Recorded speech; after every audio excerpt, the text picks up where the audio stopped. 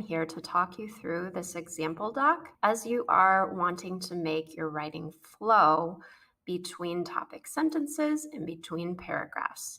This is a simple strategy to level you up from the basic transition words and phrases like first, next, finally, in conclusion. If you echo or repeat keywords between your topic sentences or even between your paragraphs, you are subtly tying everything together for your readers, and this gives a sense of cohesion. So let's take a look at the examples here. This first strategy is showing you how to echo or thread keywords from the thesis into the topic sentences. Here at the top, we have two example thesis statements. The first one is boring. Why is it boring? Well, you're seeing that there are basically three disconnected ideas, and it's not giving a clear message about the subject. It's simply like both authors discuss this, and this. Very boring. We have no sense of where the piece is going, what's it going to be about, what questions it's answering, what's the author's message. A better thesis would be both authors, despite differing cultures and objectives, reveal how love can heal conflict and the hate that arises from it. This is better because, number one, there is a clear message. And in that message, they're showing a relationship between those three ideas that in the first example were just listed and therefore disconnected. Here, it's showing how conflict and hate can be healed through love, and therefore there is a message. So we have a clear sense of purpose and what we should be getting out of the writing. So if we were going to break down this thesis statement into some topic sentences, kind of a boring way of doing topic sentences that correlates with the first example is to say like first this, next this, finally this. And again, just like that example boring thesis statement, in these kinds of topic sentences, there's no really connection between the ideas as the author would be moving the reader through the blog post, through the piece, through the essay, whatever is being written here. There is no building of an argument, which is the goal. You should be able to string together your topic sentences and see logically how they relate to each other and how they're building the idea towards that bigger thesis statement. On the right here, this would be much better. And you can see how I've color coded up here, love in pink, conflict in yellow, and hate in the teal color. And just by echoing those words throughout the topic sentences and kind of asking, what's the connection in the second one back to the first one? And what's the connection here back to this one? It's not like your topic sentences function in and of themselves. They have to show also connection to what comes before it. Okay, so here we are linking to that word conflict, and also that we're bringing in the idea of division, which is kind of a synonym. It goes hand in hand with conflict.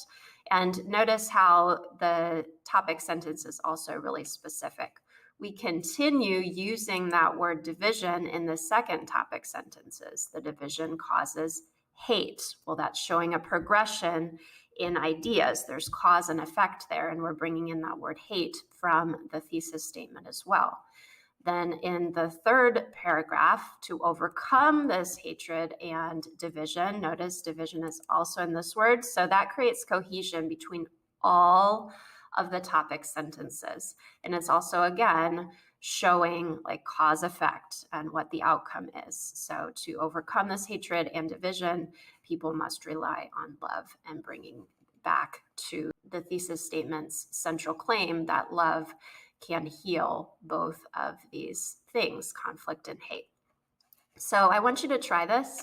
Consider what your thesis statement or what your message is going to be, and whether you get that right up front in the beginning of your blog post or at the end of your blog post and kind of work backwards from there, you should have a clear sense of how you are wanting your reader to progress through your main arguments that you're making, and you can create cohesion, number one, in talking about how those parts relate together, even as you're transitioning, and also by echoing those words from your claim.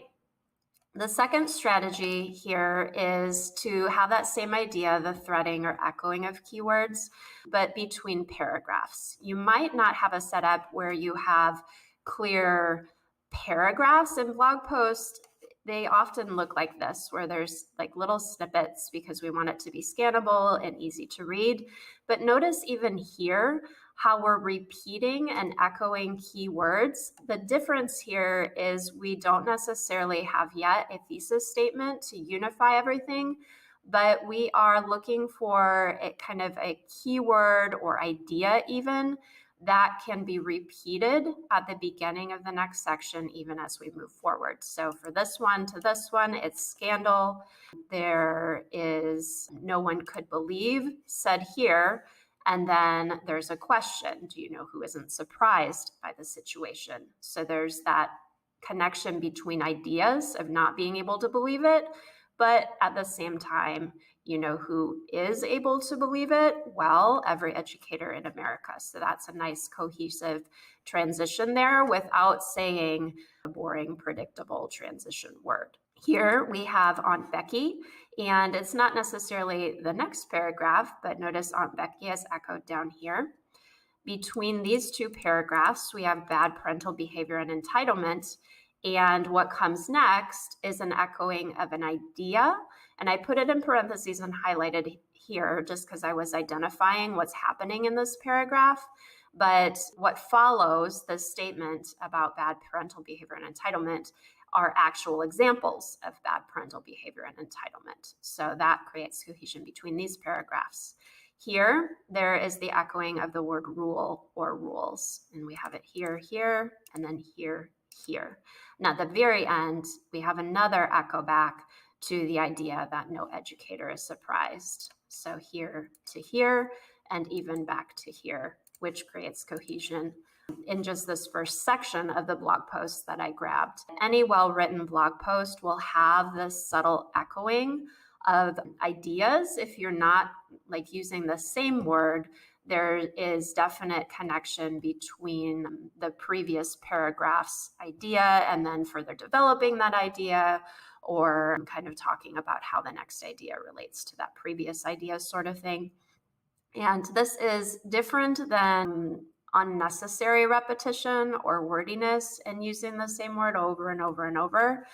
There is a sense of purpose in using, like for example here, rules over the course of this section is used 4 different times. However, there is not necessarily the sense that it's overkill because we're needing to echo those ideas here. So I hope that this was helpful, and I hope that you will try the strategy of threading or echoing keywords between the sections in your blog post. It really does make a difference if you're reading something and you have the sense that something flows well and smoothly and everything is connected up. I'm willing to bet that you'll be able to look at it, and if you get down to the nitty-gritty, there is that echoing and showing of connection between the parts and echoing of keywords. So try it out. Thanks.